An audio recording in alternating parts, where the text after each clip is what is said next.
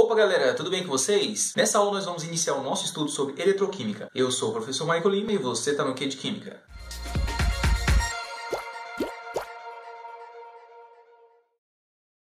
Para que a gente possa entender direitinho os conceitos de eletroquímica, a gente tem que começar a falar sobre oxidação e redução. Vamos lá para o slide.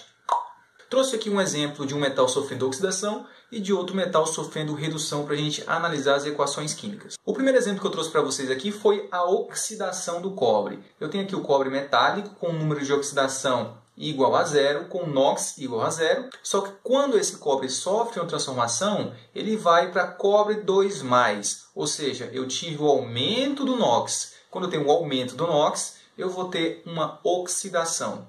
O segundo exemplo aqui vai ser a redução da prata. Eu tenho aqui a prata Ag+, com NOx mais 1, mas só que quando essa prata sofre uma transformação, ganhando um elétron, eu vou ter aqui a redução da prata. Ou seja, a prata vai de um NOx mais 1 para o NOx 0. Aqui eu tive o aumento do NOx, por isso eu tive uma oxidação. Aqui eu tive a diminuição do NOx, por isso que eu tive uma redução. O importante para a gente analisar também é a perda de elétrons na oxidação e o ganho de elétrons na redução. Vamos para o nosso resuminho aqui. Se eu tenho uma espécie que perde elétrons, eu vou ter um aumento do NOx. Se o NOx aumenta, eu tenho uma oxidação. Essa espécie eu digo que ela oxidou. Agora, se eu tenho o ganho de elétrons, o NOx vai diminuir. E se o NOx diminui, eu tenho uma redução. Trouxe aqui para vocês um exemplo prático. Aqui eu tenho uma solução de sulfato de cobre e aqui eu tenho um pedaço de zinco. Aqui na terceira imagem eu coloquei esse pedaço de zinco dentro dessa solução de sulfato de cobre. Nas outras duas imagens vocês observam que a coloração da solução vai diminuindo e o cobre vai sendo depositado aqui no pedaço de zinco. Essa é uma reação de óxido-redução. O que acontece com o zinco é o seguinte: eu tenho um pedaço de zinco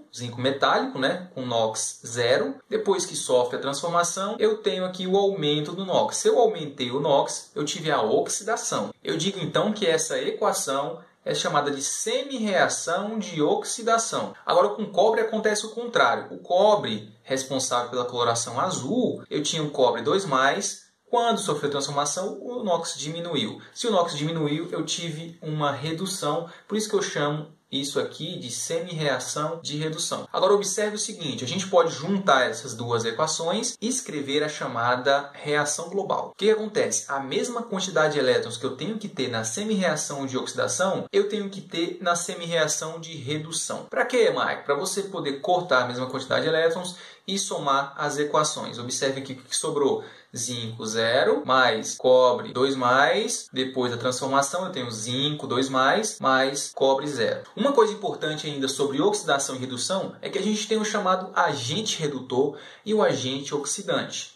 Quem que vai ser o agente redutor e o agente oxidante nessa equação que eu trouxe para representar essa reação aqui das imagens? Pessoal, o agente redutor vai provocar a redução da outra espécie. Observe o seguinte: quem oxidou aqui? Não foi o zinco? Olha só, NOx 0 para NOx mais 2. Então, o zinco provocou a redução do cobre. Por isso que o zinco é o agente redutor. Agora, quem que é o agente oxidante? É a espécie que provocou a oxidação. O cobre reduziu, então ele provocou a oxidação do zinco. Portanto, o cobre vai ser o agente oxidante, ok? Trouxe aqui para vocês uma seta bastante vista aí nos livros didáticos, que é uma seta que vai mostrar a tendência de perder elétrons, ou seja, de oxidar, de alguns elementos. Observe o seguinte: os elementos aqui na parte inferior da seta são os elementos que têm menor tendência de oxidar. Agora, os elementos que estão aqui em cima da seta, eles têm maior tendência em oxidar. Então, vai aí uma dica para você que quer dar um anel,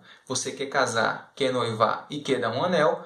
Você faz o seguinte: gente, compra uma aliança que tenha ouro, porque vai ser difícil de oxidar. Não vai comprar uma aliança lá de alumínio, porque o alumínio tem uma tendência muito maior de oxidar do que o ouro, Então vamos lá para o próximo passo. Eu coloquei aqui em evidência o zinco e o cobre, tá? O zinco aqui na parte mais alta, então o zinco tem maior tendência de oxidar do que o cobre que está aqui mais embaixo da nossa seta. Vamos observar o seguinte, eu coloquei uma barra de zinco dentro de uma solução de sulfato de cobre. Depois de um tempo, observem que o cobre da solução foi depositado aqui na barra de zinco. O que aconteceu? A barra que é feita de zinco sofreu oxidação, porque o zinco tem maior tendência do que o cobre. Eu digo que essa reação é espontânea, ela acontece tranquilamente. Agora, se eu fizer o contrário, observem, ó, peguei aqui uma barra de cobre e coloquei uma solução de sulfato de zinco. Notem que aqui a reação não é espontânea, por quê? O cobre, na presença do zinco, não vai oxidar, porque o cobre tem menor tendência disso acontecer do que o zinco, ok? Então essa reação não acontece. Claro que depois vai chegar a questão dos potenciais de redução e vocês vão saber identificar muito melhor quem oxida e quem reduz. É isso aí, galera. Espero que vocês tenham gostado dessa aula. Se você gostou, deixe seu like aqui, se inscreve no canal e espera a próxima aula, beleza? É isso aí, falou e tchau!